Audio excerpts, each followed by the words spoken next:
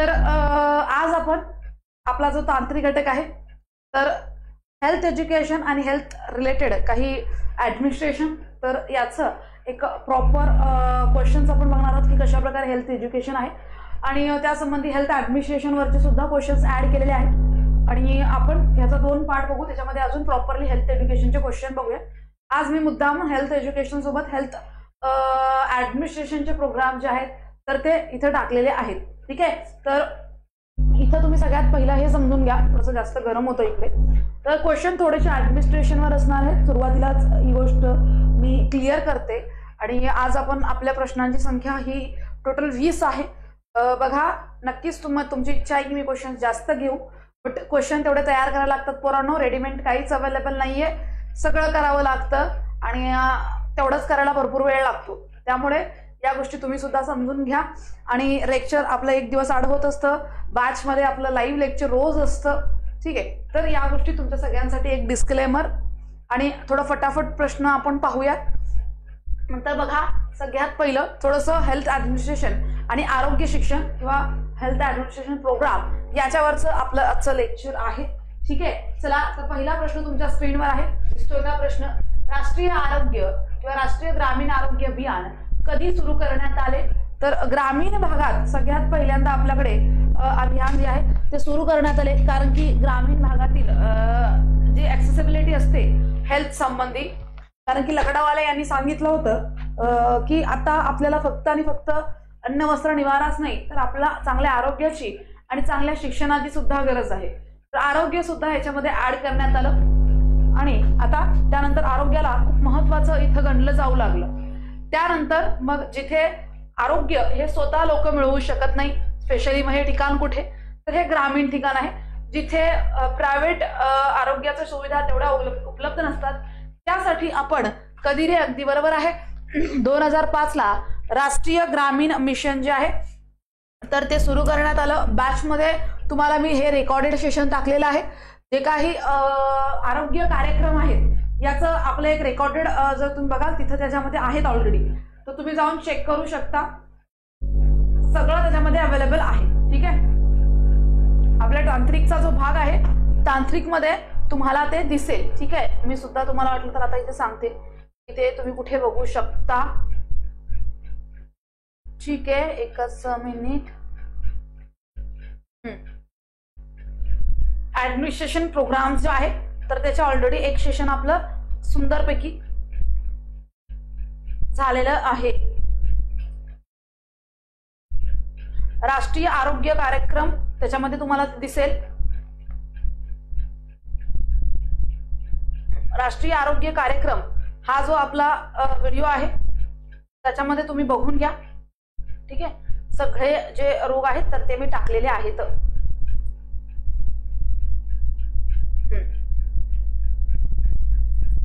चला पुढे बघूया आपण, पुढचा प्रश्न आपला हा, तर बघा, राष्ट्रीय आरोग्य धोरण 2017 आज आपण आपल्या लाईव्ह लेक्चर मध्ये बॅच मधलं ह्याच्यावर पूर्णपणे डिस्कस केलेलं आहे। आपण याच धोरणावर लेक्चर घेत असतो की बॅच मध्ये आपण एखादा टॉपिक पूर्ण करायचा, त्याची प्रॅक्टिस युट्यूबवर करायची, असाच अभ्यास आपण करत असतो। तर मग आज आपण याच्यावर विस्तृत बोललेलो आहोत की आरोग्य धोरण जे 2017चं आहे, त्यानंतर आपण विविध योजनांवर बोललो, पुढे रेफरन्स आहे। हो, नक्कीच तुम्हाला इम्पॉर्टंट क्वेश्चन देऊ। तर नॅशनल हेल्थ पॉलिसी 2017 नुसार भारताचे आरोग्य सेवावरील सरकारी खर्च सकल देशांतर्गत उत्पादनाच्या जीडीपीच्या किती टक्के वाढवण्याचे उद्दिष्ट ठेवलेले आहे?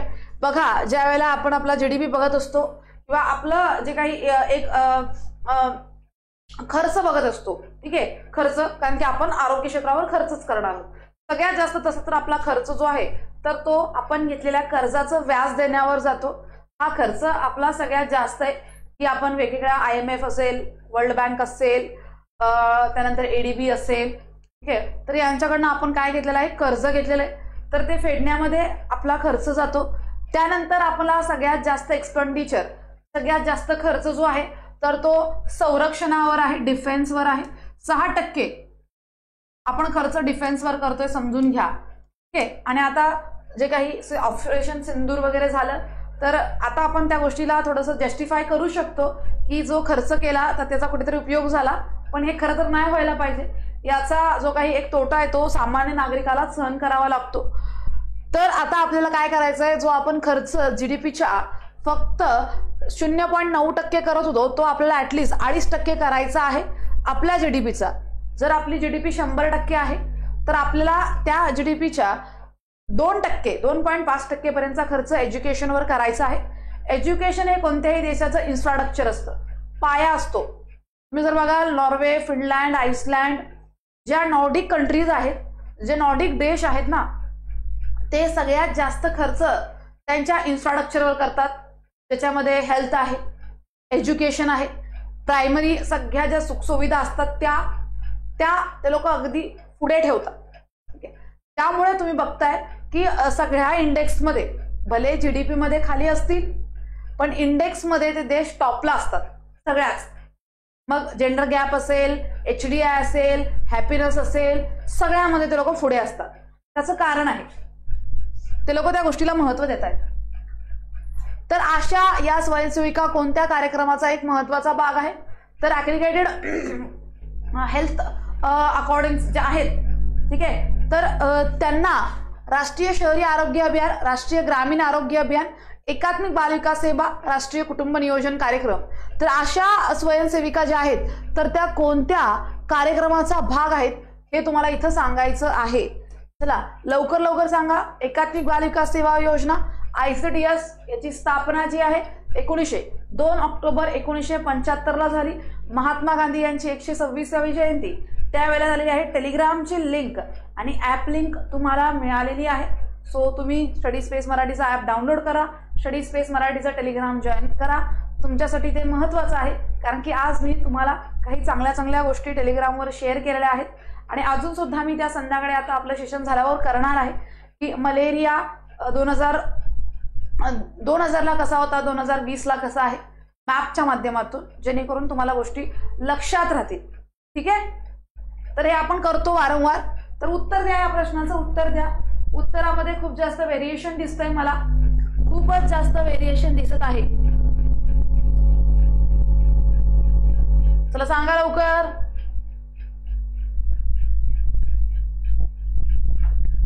ॲक्रिटेड सोशल हेल्थ ऍक्टिव्हिस्ट तर कोणत्या कार्यक्रमाचा भाग आहे?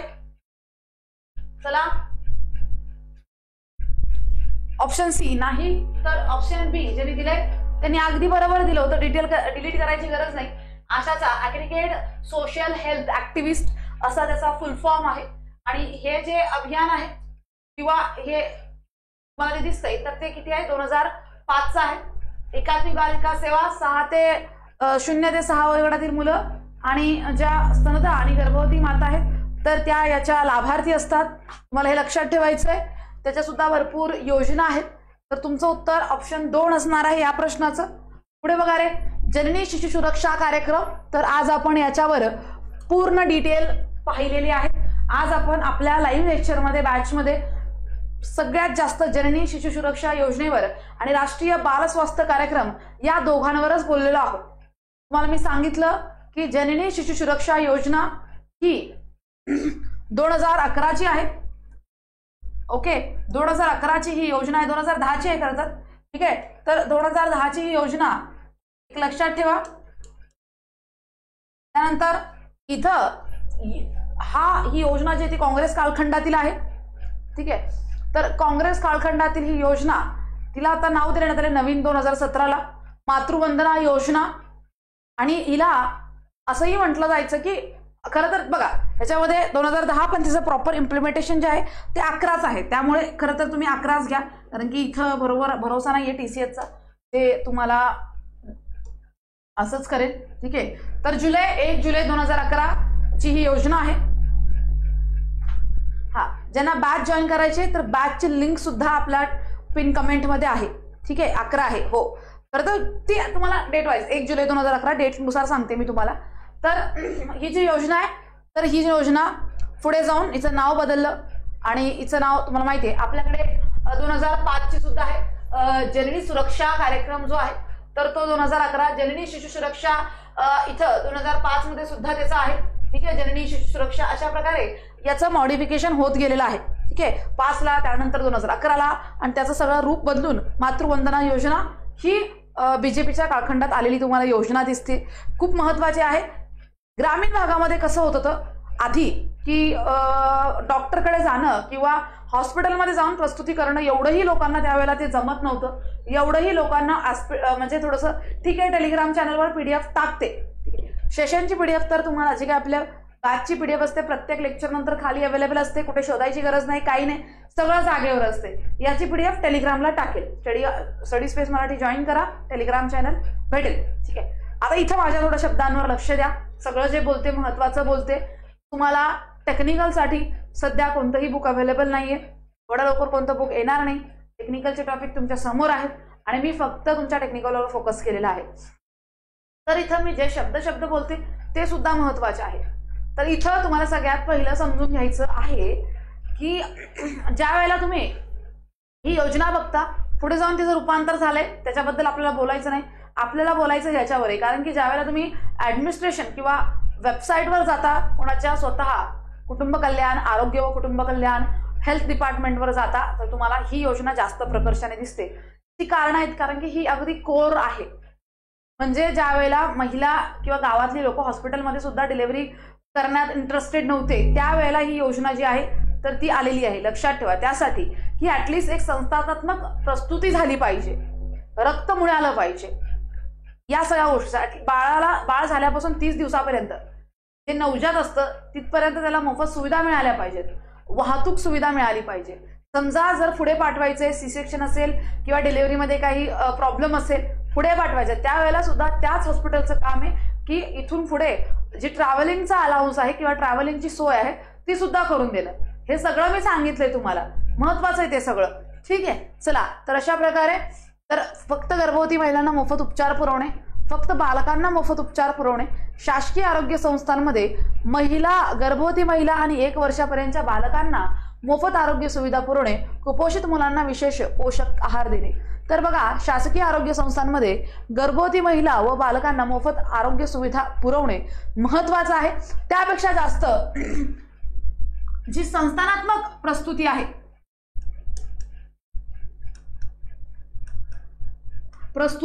संस्थानात्मक प्रस्तुती आहे, तर तिला फोकस करणं महत्वाचं आहे. ठीक आहे, संस्थानात्मक प्रस्तुतीला फोकस करणं महत्वाचं आहे. इथं तुम्हाला ते दिलेलं आहे. ऍटलिस्ट हॉस्पिटलमध्ये जाऊन डिलिव्हरी झाली पाहिजे. राष्ट्रीय आरोग्य धोरण 2017 याच्याबद्दल आज आपण बोललेलो आहोत डिटेलमध्ये बॅचमध्ये. तर नुसार बालमृत्यू दर मी तुम्हाला तेच जो स्वतः डेटा जो स्वतः डिपार्टमेंटने दिलेला आहे, मंत्रालयाने दिलेला आहे, तर त्याचाच फोटो काढून स्क्रीनशॉट काढून मी तुम्हाला आज तो दाखवलेला आहे. त्यांनी ते आजचं लेक्चर बघितलं नाही, कृपया जाऊन बघा. लगेच जर बघाल तर जास्त रिलेशन तुमचं होईल, तुम्हाला जास्त समजेल. चार्ट असाच्या तसा मी क्रॉप करून आज बॅचमध्ये घेतलेला आहे, तो स्वतः मंत्रालय दिलाय. आणि तुम्हाला मी म्हटलं सुद्धा की हे काय मी तयार केलं नाहीये, तिथं प्रॉपरली दिलेलं आहे किती आहे, कितपर्यंत न्यायचं आहे सगळं. तर 2017 नुसार बालमृत्यू दर, इन्फॅक्ट मॉर्टॅलिटी रेट कितीपर्यंत कमी करायचा आहे. सगळ्यात जास्त इन्फॅक्ट मॉर्टॅलिटी रेट हा MP मध्ये आहे. तुमच्या माहितीसाठी सगळ्यात जास्त का, इथं आदिवासी जमाती जास्त आहेत, आदिवासी पट्टा जास्त आहे आणि त्यामुळे तिथं तेवढ्या सुखसुविधा नाही आहेत. त्यामुळे सगळ्यात जास्त IMR किंवा इन्फॅक्ट मॉर्टॅलिटी रेट हा MP मध्ये जास्त आहे आणि हा प्रश्न विचारला होता. ठीक आहे, तर हे तुम्हाला महत्वाचं पॉइंट लक्षात ठेवायचं आहे. तर कितीपर्यंत कमी करायचं आहे बालमृत्यू दर, तर इथं सांगा 25 पर्यंत कमी करायचं आहे. 20 पर्यंत म्हणजे 2020 पर्यंत 25 कमी करायचं आहे. 25 पर्यंत 2019 पर्यंत 28 कमी करायचं आहे. त्यानंतर 2025 पर्यंत 20 कमी करायचं आहे. 2025 पर्यंत 30 कमी करायचं आहे. तर आता आपल्याकडे डेटा जो आहे स्वतः डिपार्टमेंटने दिलाय त्यानुसार जाऊया. अजून त्यांनी 25 पर्यंत काहीच विचार केलेला नाहीये, 20 आणि 19 आहे. त्यामध्ये हे तुमचं अगदी बरोबर आहे की त्यांना 2019 पर्यंत 28 पर्यंत बालमृत्यू दर आणायचा आहे. ठीक आहे, नमस्कार. तर अशा प्रकारे तुम्हाला इथं लक्षात ठेवायचं. पुढे एकात्मिक बालविकास सेवा योजनाचा मुख्य उद्देश काय आहे, तर हे तर तुम्हाला आलं पाहिजे. जे आपल्या ICDSच्या विद्यार्थिनी आहेत त्यांना तर या प्रश्नाचं उत्तर आलंच पाहिजे.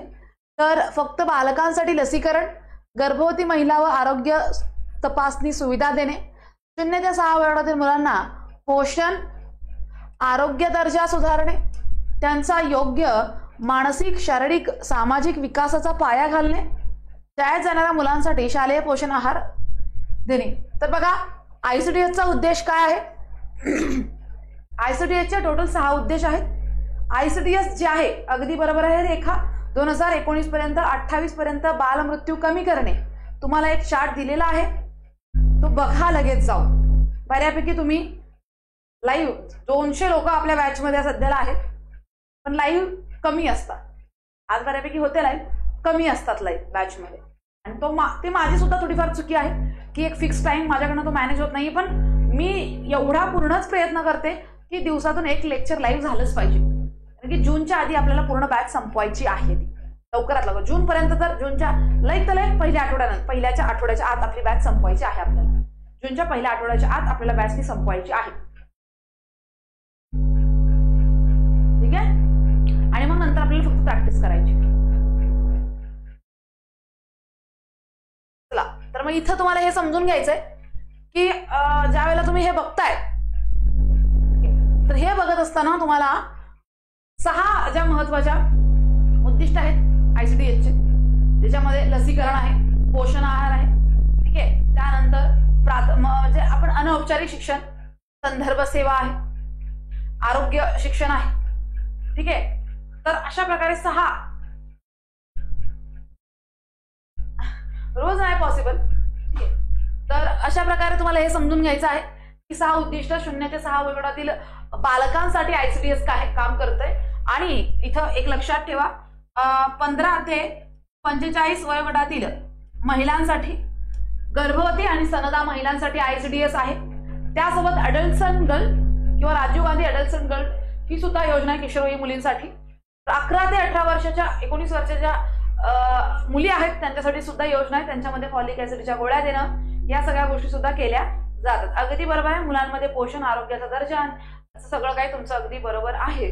तर आरोग्य तपासणी सगळी होत असते, त्यानंतर मुलांना लसीकरण दिलं जातं, इंद्रधनुष्य मोहीम राबवली जाते.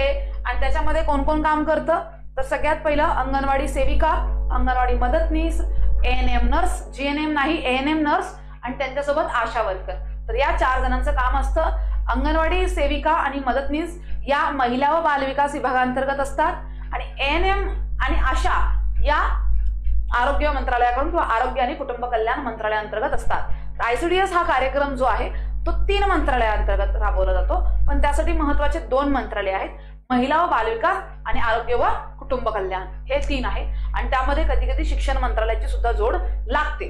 ठीक आहे. चला, 8 वाजता घेऊया लाईव्ह.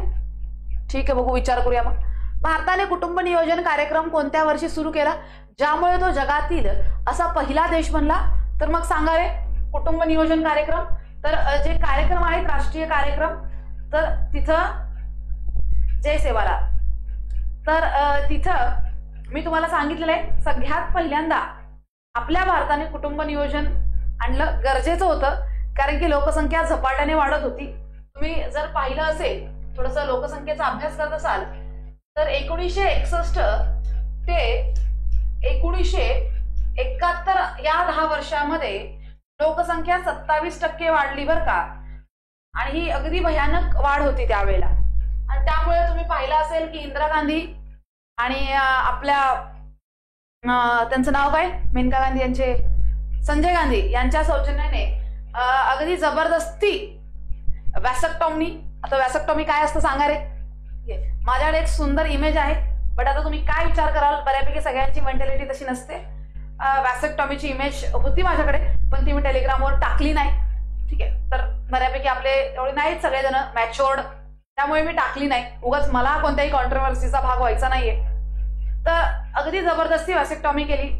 त्यावेळेला जर गाडी वगैरे येत असेल, 4 व्हीलर बाईक वगैरे, लोक जी पुरुष मंडळी ती शेतात लपून जायची, घरात लपून जायची. कारण की त्यावेळेला संजय गांधींनी डॉक्टरांना टार्गेट दिलं होतं की एवढ्या नसबंद्या करायच्याच. तिथं त्यावेळेला डॉक्टरांनी एकाच व्यक्तीची 4-4 वेळा नसबंदी केली होती. आणि हे रिअल सांगते तुम्हाला. का? कारण की इथं आणि ते एवढं भयावह झालं की तिथं बघितलं सुद्धा नाही की त्या माणसाचं लग्न झालंय का नाही, त्याला मुलं झालीत का नाही, हे न बघता सुद्धा काही ठिकाणी नसबंदी केली गेली. ही नसबंदी फक्त त्याच लोकांसाठी असते ज्यांना ऑलरेडी मुलं झालेली आहेत आणि फ्युचरमध्ये आता परत मुलं होऊ नये यासाठी असते. पण आपल्या देशात जे अवलंब गेलं तर ते खूपच भयानक होत. आणि हे जो हा प्लॅन होता तो संजय गांधींचा होता किंवा स्वतः इंदिरा गांधी त्यांना घाबरत होत्या.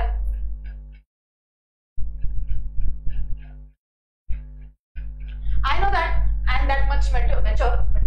तर इथे लक्षात ठेवा सध्याचा जो आपला रेट आहे किंवा आपला जो इन्क्रीजिंग रेट आहे तर तो 15.99 आहे, तर 16% आहे. तो अजून आपल्याला कमी करायचा आहे.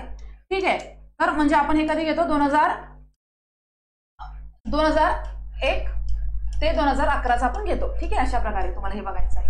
तर हे तुमचं उत्तर आहे. तर 1952ला स्वतः माननीय जवाहरलाल नेहरू यांनी इथं सगळ्यात पहिल्यांदा हे केलेलं आहे.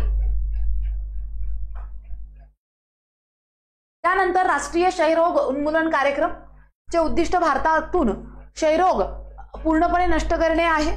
तर बघा टीबी एक जीवाणूजन्य रोग आहे. ठीक आहे. एक लक्षात ठेवा टीबी एक जीवाणूजन्य रोग आहे.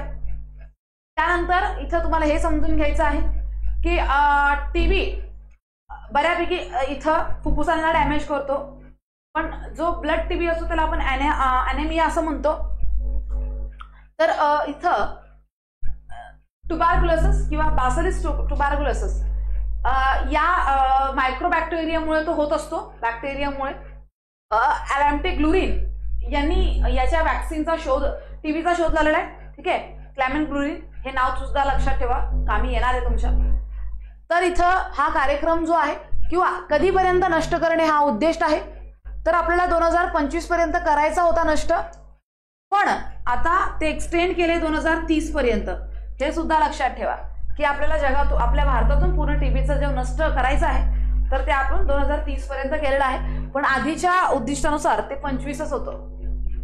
राष्ट्रीय कुष्ठरोग निर्मूलन कार्यक्रम. तर कुष्ठरोगाला लेप्रसी आपण म्हणतो. ठीक आहे. कुष्ठरोगाला लेप्रसी असं म्हणतो. लक्षात ठेवा तो सुद्धा एक जीवाणूजन्य रोग आहे. आपल्या राज्यात सगळ्यात जास्त कुष्ठरोगाचे जे काही पेशंट्स आहेत तर ते गडचिरोली या जिल्ह्यात दिसतात. त्यासाठी हेमलकसा हा प्रोजेक्ट आहे. कोणाचा आहे? प्रकाश बाबा आमटे यांचा हेमलकसा प्रोजेक्ट आहे. लोक बिरादरी तर असे प्रोजेक्ट्स आहेत तिथे कुष्ठरोगासाठी. तर इथं कोणत्या राष्ट्रीय अभियानाचा भाग आहे तर राष्ट्रीय ग्रामीण आरोग्य अभियान, राष्ट्रीय आरोग्य अभियान, राष्ट्रीय शहरी आरोग्य अभियान, राष्ट्रीय बाल आरोग्य कार्यक्रम. तर मग कुष्ठरोग निर्मूलन मध्ये काय समाविष्ट आहे चला सांगा. जर आम्हाला विचारलं तर आता सध्याला 30 करा चालतंय का, हरकत नाही. ऑप्शन मध्ये दोन्ही नसणार ना. इथे आहे का दोन्ही मी केलंय का माझं? ठीक आहे. इथं दोन्ही आहे तुम्हाला, पण मला असं वाटतं की ते तुम्हाला येणार नाही ऑप्शन मध्ये. सध्याला चेंज झालेलं आहे.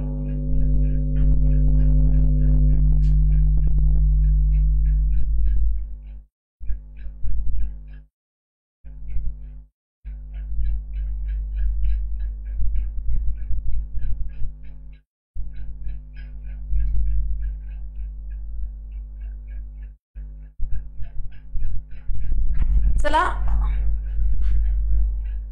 तर 30 लिहा आता सध्याला, तर चालते का हरकत नाही, कारण की थोडंसं ते पण अपडेटेड राहतील. तर बघा इथं राष्ट्रीय आरोग्य अभियानांतर्गत कुष्ठरोग निर्मूलन कार्यक्रम आहे. त्यानंतर क्षयरोग निर्मूलन कार्यक्रम आहे.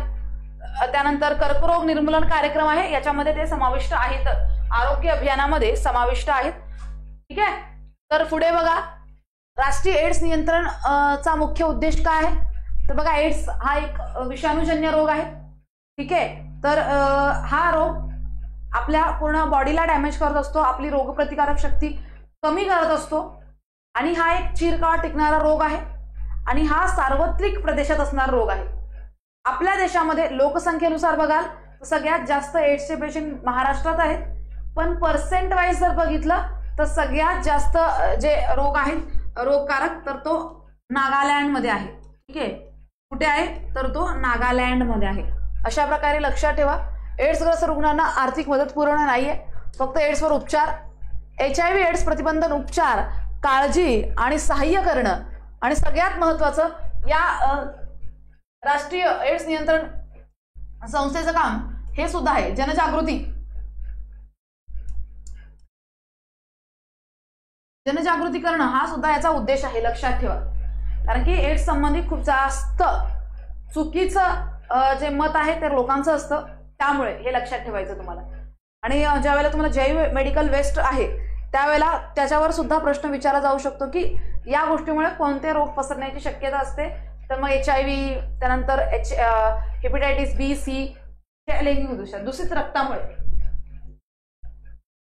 महाराष्ट्र लोकसंख्ये पर हेड नुसार, पण तिथल्या पर्सेंटेज नुसार, समजा आता तिथे 100% लोक आहेत तर तिथल्या जवळजवळ 7% लोकांना जर एड्स आहे तर पर्सेंटेज नुसार नागालँड जास्त आहे. आणि पर हेड आपल्याकडेचे 1% सुद्धा त्यांच्या 7% पेक्षा जास्त आहे. कळतंय का? एवढं कॅल्क्युलेशन तुम्हाला ते जमलं पाहिजे. 10 मार्काला जरी असतील तरी जमलं पाहिजे. तर आपलं 1% त्यांच्या 7% पेक्षा जास्त आहे. पर हेड आपलं जास्त आहे, पण पर्सेंटेज मध्ये नागालँड जास्त आहे. कळलं? पुढे सार्वत्रिक लसीकरण कार्यक्रम, जो बघा आपल्याकडे 1985 ला सार्वत्रिक लसीकरण कार्यक्रम सुरू झाला. त्याचं एक्सटेन्शन 1992 ला झालं आणि याच्यामध्ये ऍडिशन झालं पोलिओचं 1995 ला. हे लक्षात ठेवा, ठीक आहे. पोलिओचं ऍडिशन 1995 ला झालं. अंतर्गत दरवर्षी किती नवजात बालके आणि गर्भवती महिलांना लसीकरण करण्याचे लक्ष ठेवण्यात आलेले आहे. तर मग सार्वत्रिक लसीकरण कार्यक्रमांतर्गत किती देणं गरजेचं आहे? आता महाराष्ट्रात तसं मुंबईच असणार याच्यामध्ये तरी, ठीक आहे. कॉमन सेन्स वरून काढू शकतो. तर बघा सुमारे 2.67 कोटी ते 2.9 कोटी गर्भवती महिला यांना काय करायचं आहे आपल्याला? तर लसीकरण द्यायचं आहे. बघा USA ने त्यांचं लसीकरण एवढं स्ट्रॉंग केलेलं आहे की आता तिथे टिटॅनस हा रोग लोकांना होतच नाही. त्यांना त्या टिटॅनस बॅक्टेरियाचं काहीच इफेक्ट पडत नाही त्यांच्या शरीरावर. एवढं त्यांचं लहानपणीचं वॅक्सिनेशन स्ट्रॉंग केलेलं आहे. याला केस कंट्रोल म्हणतात. पाहिलंय आपण केस कंट्रोल कोहरेंट, हे पाहिलेलं आहे. बॅच मध्ये तर मी शिकवलंय. मिशन इंद्रधनुष्य कधी सुरू झालं? तर मिशन इंद्रधनुष्यामध्ये सुरुवातीला 7 वॅक्सिन देत होते. आता टोटल 12 वॅक्सिन ज्या आहेत तर त्या सार्वत्रिक लसीकरण कार्यक्रमाअंतर्गत किती वॅक्सिन देतात रे? तर टोटल 12 वॅक्सिन देतात. याच्यामध्ये गोवर आहे, रुबेला आहे, रोटा व्हायरस आहे, पोलिओ आहे, घटसर्प आहे, डिप्थेरिया आहे, डांग्या खोकला आहे.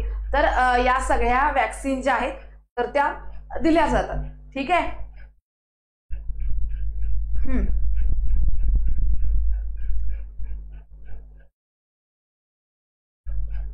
चला, तर इथं मला हे समजून घ्यायचं आहे की टोटल 12 वॅक्सिन ज्या आहेत सार्वजनिक लसीकरणाअंतर्गत दिल्या जातात. तर इथं जर तुम्ही बघा तर मिशन इंद्रधनुष्य 2014चं आहे, ठीक आहे. तर मिशन इंद्रधनुष्य 2014 ला सुरू झालं आणि या अंतर्गत टोटल फक्त 7 लसी ज्या आहेत त्या द्यायच्या होत्या सुरुवातीला, पण त्याच्यामध्ये सुद्धा लसी ज्या आहेत तर त्या वाढत गेलेल्या आहेत, ठीक आहे. तर इथं हे जे मिशन इंद्रधनुष्य आहे तर ते सार्वत्रिक लसीकरणाचा भाग नाहीये बरं का. याला थोडंसं वेगळं करा. प्रजनन व बाल आरोग्य कार्यक्रम या अंतर्गत या घटकाचा पार्ट आहे. काय? मिशन इंद्रधनुष्य. मिशन इंद्रधनुष्य सार्वजनिक लसीकरणाचा भाग नाहीये. हे तुमच्यासाठी खूप खूप महत्वाची सूचना किंवा तुमच्यासाठी टिप आहे. ही टिप सगळ्यांनी याची नोंद घ्या की हा प्रजनन व बाल आरोग्य कार्यक्रमाचा भाग आहे मिशन इंद्रधनुष्य.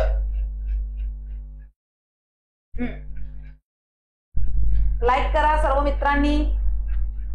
एंट्री करतानाच लाईक करून एंट्री करायची बरं का. त्यानंतर तुम्हाला प्रश्न विचारलाय पोषण अभियान कधी सुरू झालं? चला सांगा.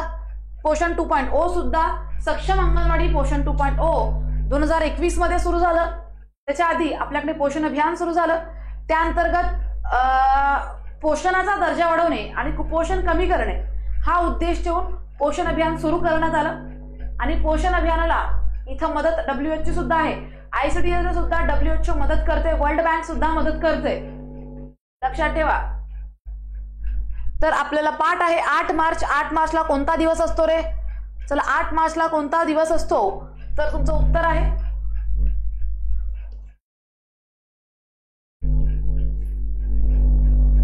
8 मार्चला दिवस कोणता असतो?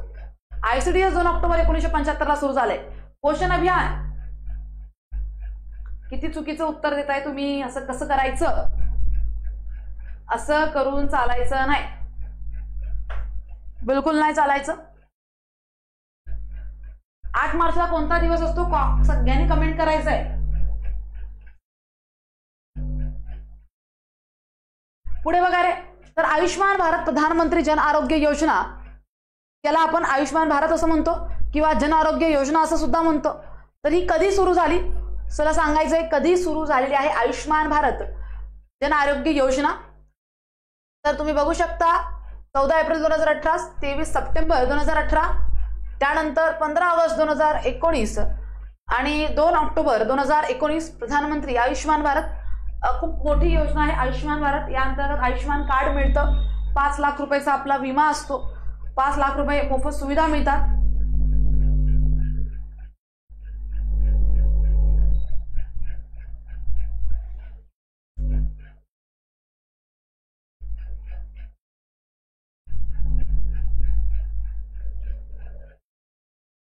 चला, तर ही योजना जी आहे तर ती 23 सप्टेंबर 2018 सुरू करण्यात आली.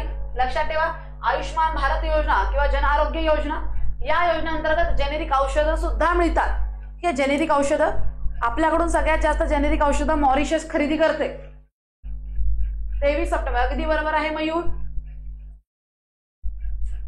पुढे बघा, आयुष मंत्रालयाची योजना आहे, आयुष मंत्रालयाची योजना आहे. पुढे बघा, आयुष्मान भारत योजनेअंतर्गत प्रत्येक पात्र कुटुंबाला दरवर्षी किती रुपयापर्यंतचे कॅशलेस आरोग्य विमा कवच मिळते. तर जर काय तुम्हाला झालं तर तुमच्याकडे जे आयुष्मान कार्ड असेल तर तुम्हाला एक समथिंग अमाऊंटचा विमा मिळतो. तुम्ही ऍडमिट झाल्यावर तुमची ट्रीटमेंट या म्हणजे या अंतर्गत, ठीक आहे, या अंतर्गत, या योजनेअंतर्गत 5 लाख रुपयापर्यंतचा विमा जो आहे तर तो तुम्हाला मिळतो. ठीक आहे, 5 लाख रुपयापर्यंतचा विमा तुम्हाला मिळतो.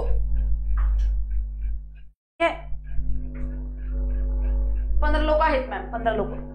बघा, राष्ट्रीय आरोग्य धोरण 2017चा मुख्य उद्देश काय आहे? फक्त प्राथमिक आरोग्य सेवावर लक्ष केंद्रित करणे, सर्वांसाठी उच्चतम संभाव्य आरोग्य आणि कल्याणाची प्राप्ती करणे, केवळ शहरी भागातील लोकांना आरोग्य सेवा पुरवणे, आरोग्य क्षेत्रात खासगीकरणाला प्रोत्साहन देणे. तर काय तुम्हाला वाटतंय, आरोग्य, राष्ट्रीय आरोग्यचा मुख्य उद्देश काय आहे?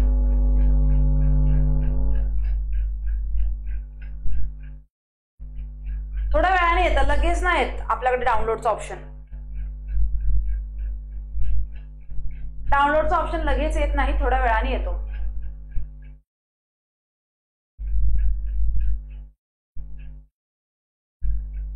आपल्या बॅच मध्ये डाउनलोडचा ऑप्शन मी दिलाय, तो ते होतं ना डाउनलोड तुमच्याकडे.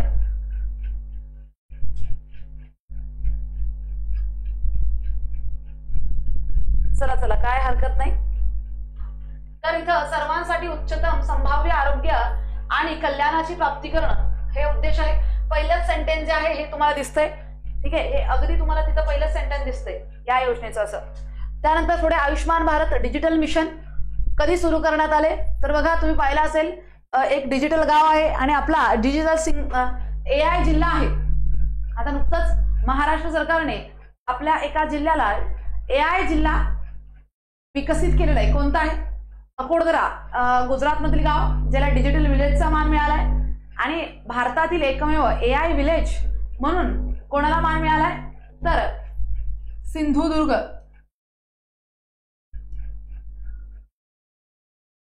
याला मिळालेला आहे. लक्षात ठेवा, AI जिल्हा, IMP आहे, प्रश्न विचारला जाणार. मी आपल्या टेलिग्रामवर टाकले सुद्धा आहे. चला, तर इथं तुम्ही बघू शकता की 27 ऑगस्ट 2021 ला आयुष्मान भारत डिजिटल मिशन सुरू झालं आहे. लक्षात ठेवा, ऑप्शन बी अगदी बरोबर आहे, जीवन पवार, सिंधुदुर्ग. तर ही सुद्धा अपडेशन थोडंसं करून ठेवा, कामी येईल. कोविड-19 लसीकरण अभियान भारतात कधी सुरू झालं? वन्स अगेन IMP आहे. कधीपासून कोविड-19 लसीकरण अभियान सुरू केलं आपण? चला, कोविड-19 साठी लस द्यायला कधी सुरुवात केली? बताओ जल्दी.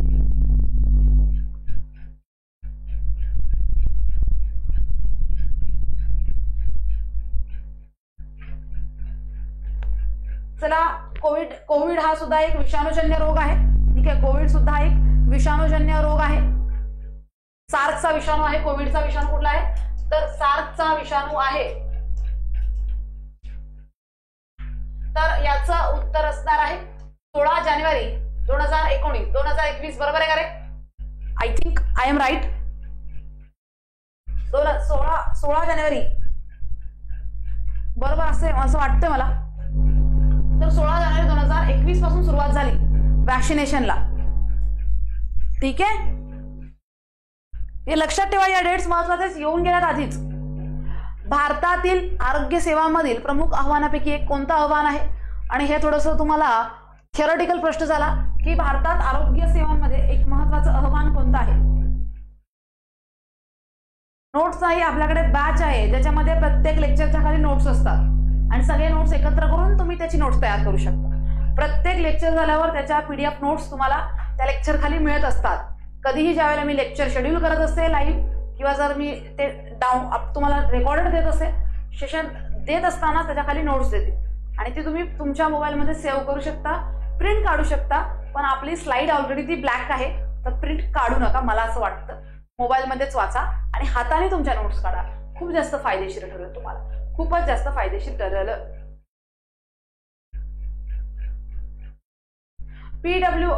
PYQ घ्यायची काहीच गरज नाहीये सर, नाहीतर मी घेतलं असतं, त्यामध्ये मी मास्टर आहे. PYQs अनालिसिस मध्ये मला वाटत नाही की कोण माझा हात धरू शकतं, कारण की PYQ मला खूपच आवडतात अनालिसिस करायला. मी जास्त तेच बोलत असते.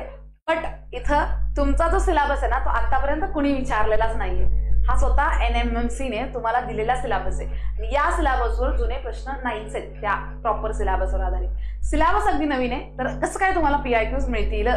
ठीक आहे, अजून याच्यावर कुठलं पुस्तक अवेलेबल नाहीये. सो डोंट वरी, 10 टॉपिक्स व्यवस्थित करा. मला कळतंय आता एवढं PYQ अनालिसिस करून मला कळलेलं आहे की कोणत्या घटकावर प्रश्न येऊ शकतो. तिथं मी तुम्हाला सांगत असते. बॅचमध्ये जे विद्यार्थी त्यांना माहिती की तिथं मी सांगत असते. भले मी थेरी घेत असेल तरी मी सांगते. आणि मी असं नाहीये, मी डेटा भरपूर गोळा करते, भरपूर डेटा, कारण की माझं सुद्धा बॅकग्राऊंड आहे तेच, माझं बॅकग्राऊंड तेच आहे. तर सायन्सच बॅकग्राऊंड असल्यामुळे मला कळतं या गोष्टी. तुम्ही त्या गोष्टीला बिलकुल घाबरायची गरज नाहीये, अनालिसिस वगैरे, कारण की त्या गोष्टी आता गरजेचं नाही. तर मी केलं असतं. हे नवीन मी प्रश्न तयार करते. जर PYQs असते तर मला काही गरजच नव्हती. PYQ म्हणजे रेडीमेड क्वेश्चन असतात, त्याला फक्त अनालिसिस करून दाखवायचं असतं. इथं अगदी नवीन क्वेश्चन घ्यावे लागतात आणि एकही प्रश्न कुठला रेडीमेड नाही, तो बनवलेला क्वेश्चन. कुठेच तुम्हाला एक पण प्रश्न कुठल्याच उलट इथल्या प्रश्न म्हणजे आपल्या चॅनलवरचे प्रश्न कॉपी करून दुसऱ्या चॅनलवर शिकवलं जातात. मी बघितले, माझे क्वेश्चन्स कॉपी होत आहेत. MPWचे माझे क्वेश्चन्स कॉपी करून जे छोटे मोठे चॅनल्स असतात जे फक्त पेन टॅबवर घेतात, ते लोक माझे क्वेश्चन्स टाकतायत. तर हे होत आहे. MPWचे क्वेश्चन माझे बऱ्यापैकी कॉपी होत आहेत आता सगळीकडेच. प्रमुख आव्हानापैकी एक कोणते आहे? तर प्रशिक्षित मनोबळाची कमतरता, आरोग्यावर जास्त सरकारी खर्च, उच्च तंत्रज्ञानाचा अभाव आणि फक्त संसर्गजन्य रोगाचा प्रसार. तर प्रशिक्षित मनोबळाची कमतरता जी आहे तर ती तुम्हाला इथे दिसते की एक आव्हान आहे आरोग्य सेवाच्या एक्सपान्शन मध्ये. पुढे बघा, पुढचा प्रश्न. महाराष्ट्राच्या राज्य आरोग्य शिक्षण आणि संपर्क विभागातर्फे, ठीक आहे, महाराष्ट्र राज्याच्या आरोग्य शिक्षण आणि संपर्क विभागाद्वारे शिक्षणासाठीचे एक मासिक चालतं, तिचं नाव आहे आरोग्य पत्रिका. कधी सुरू झाली? चला, तर ही पत्रिका लक्षात ठेवा. हे जे मासिक आहे जे महाराष्ट्राच्या आरोग्य विभागाचं आहे, तर ती कधी सुरू झालं? चला लवकर सांगायचंय की कधी सुरू झालेलं आहे हे मासिक. प्रश्न विचारला जाऊ शकतो. जुनं आहे बरं का, जुनं आहे पोरांनो, जुनं आहे, लय पण जुनं नाही. तर अगदी बरोबर आहे. तर हे जे आरोग्य पत्रिका मासिक चालतं, महिन्याला प्रकाशित असतं महाराष्ट्राच्या आरोग्य विभागाकडून, तर ते बघू शकता 1982 पासून त्याची सुरुवात झालेली आहे. ठीक आहे, चला तर मग तुम्ही सगळेजण ज्यांनी अजूनपर्यंत घेतली नाही तर नक्की तुम्ही ट्राय करू शकता. आरोग्य महिला सहाय्यक, आरोग्य सहाय्यक महिला बहुउद्देशीय आरोग्य कर्मचारी होता, याची आपली एक सुंदर अशी बॅच आहे. पोरांनो, त्याची प्राइस खरं तर 299 होती बरं का, त्याची मी कमी केली आहे. पण आता मला खूप जास्त, आता माझ्यासोबत काम करणारे लोक म्हणतात की याची प्राइस हाय ती करा. मॅडम, सध्याला मी ती 199 रुपये ठेवलेली आहे. पण आता ते जास्तच मला प्रेशर आलं तर मला सुद्धा ती प्राइस थोडीशी 100 रुपयाने वाढवावी लागेल. तर ती वाढवली ते काय बोलू नका, तर ती मी वाढवणार आहे. ज्याला घ्यायचंय त्यांनी घ्या. आणि मी काय हे तुम्हाला हे करत नाहीये, ती खरंच मला वाढवायची होती. आज सुद्धा ती थोड्या वेळासाठी वाढवली परत आणि मी ती कमी केली, कारण की मला कॉल आला डायरेक्ट की कोणीतरी कॉल केला होता विद्यार्थ्यांनी की मॅम प्राइस वाढलेली दिसतीये, तर ती मी वाढवलीच होती. पण नंतर परत म्हणलं की जाऊ दे, आता मुलं घेतायत, करून टाकू तीच हाय ती प्राइस. त्यामुळे मध्ये वाढवलेली प्राइस होती आपली 1-2-3 तासासाठी. तर प्राइस त्याची 299च आहे मुळातली प्राइस. तिला कमी केलंय मी, पण मला ती परत वाढवायची आहे. जर तुम्हाला घ्यायचंय तर घेऊन टाका. संपूर्ण तांत्रिक घटकावर इथं विस्तृत लेक्चर आहे. एक लेक्चर प्रॉपर होतंय. प्रत्येक घटकावर विस्तृत लेक्चर आहे. प्रत्येक लेक्चर नंतर प्रॉपर PDF नोट्स आहे. लेक्चर नंतर ते लगेच अवेलेबल होतात. नंतर शोधाशोधीची कामं बिलकुल नाही आहेत. बॅचची प्राइस सध्याला एवढीच आहे. काही डाऊट असेल तर या नंबरवर तुम्ही मेसेज करा. काही डाऊट तर तसं देण्यासारखं नाहीये. Study space Marathi application download करायचं, सरळ सरळ बॅच घ्यायची आणि अभ्यासाला सुरुवात करायचा. ठीक आहे. लाईव्ह सेशन असतं आपलं, रोज असतं. टाइम थोडं इकडे तिकडे होतो. वनरक्षक वनसेवकची आपली एक्सप्लेनेशन बॅच आहे. तर 2023 मधील वनरक्षकचे जे पेपर आहेत त्याचं सुद्धा आपण अनालिसिस केलेलं आहे. 24 प्रश्नपत्रिकेचं, 23 मध्ये झालेल्या 24 प्रश्नपत्रिकेचं सामान्य ज्ञानाचं अनालिसिस, PYQच्या माध्यमातून परीक्षेची तयारी आणि प्रश्नांच्या माध्यमातून टॉपिक कव्हर, याची प्राइस 99 आहे. ती सुद्धा मी कमी करून ठेवली आहे, फक्त 49 रुपये. तर ही सुद्धा तुम्ही ट्राय करू शकता. त्यानंतर नोंदणी आणि मुद्रांक विभागाची सुद्धा बॅच आहे, GK GH ची. तर इथं आदिवासी विभागाच्या पेपरचा अभ्यास करून बॅच तयार केली आहे मी. तर इथं IBPS ने विचारलेल्या महत्त्वाचे टॉपिक कव्हर आहेत. IBPS विचारत असलेल्या GK चा पूर्ण पाठ याच्यामध्ये कव्हर आहे. तर इथं 702850 या नंबरवर तुम्ही काही डाऊट असेल तर कॉल करा. अन्यथा study space Marathi application download करायचं. 199 रुपयाची आपली GK ची बॅच आहे, तर ती तुम्ही तिथं खरेदी करायची आहे.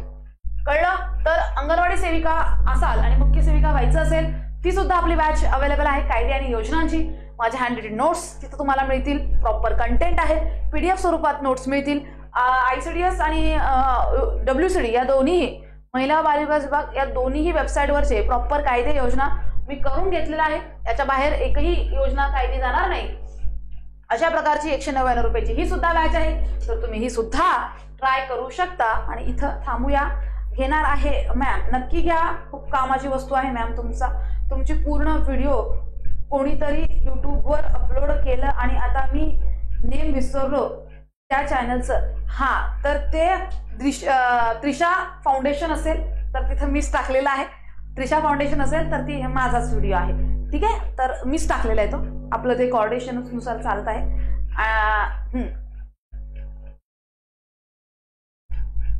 तर ते त्रिशा फाउंडेशन आहे. बरोबर आहे. नाव तुम्ही विसरला असेल तर मी तुम्हाला आठवण करून देते. डोंट वरी. दुसरीकडे या व्यतिरिक्त इथं एकाच ठिकाणी या व्यतिरिक्त जर दुसरीकडे कुठे असेल तर मग तुम्ही मला बोलू शकता. ठीक आहे.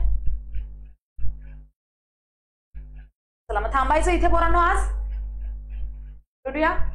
काय हरकत नाही. आपल्या सोबतच काम आहे. Don't worry. चलो bye bye everyone. Good night.